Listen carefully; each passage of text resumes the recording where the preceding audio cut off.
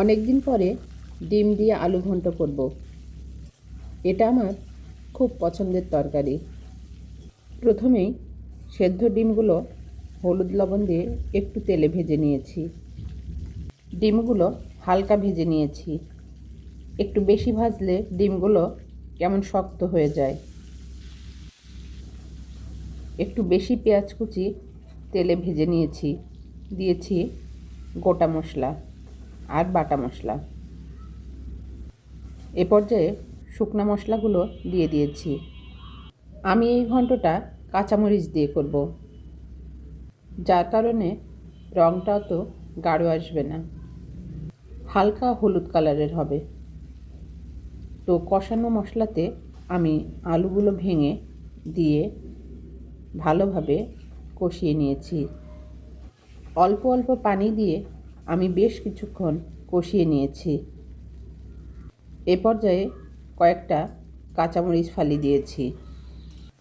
এখন ভালোভাবে আবারও কষিয়ে নিয়েছি। যত বেশি করে কষাবো এই তরকারির স্বাদটা ততটাই ভালো আসবে। ঝোলের পানি দিয়ে আমি ভেজে রাখা ডিমগুলো দিয়েছি। কয়েকটা কাঁচামরিচ ফালি,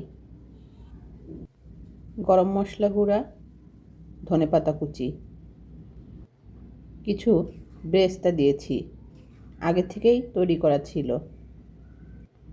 কিছুক্ষণ রান্না করে চুলা বন্ধ করে দিয়েছি। একটু পাতলা থাকতেই চুলাটা বন্ধ করে দিতে হবে, কারণ এটা ঠান্ডা হলে আরও ঘন হয়ে যায়। তো আমার প্রথম রান্নাটা তো শেষ। এ পর্যায়ে আমি রুই মাছ ভুনা করব।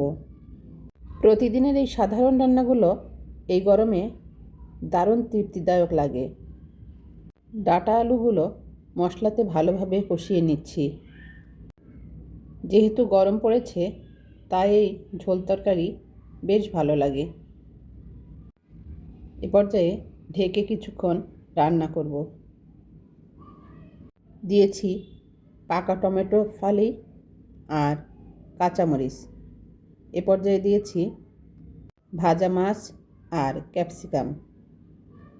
আজকে ভিডিওর মাঝখানে আমি ভুল একটা কথা বলেছি। আপনাদের বলতে হবে সেই কথাটা কি। যারা পুরো ভিডিওটা দেখেছেন শুধু তারাই বলতে পারবেন। তো আজকের মতো বিদায় নিচ্ছি। সবাই ভালো থাকবেন।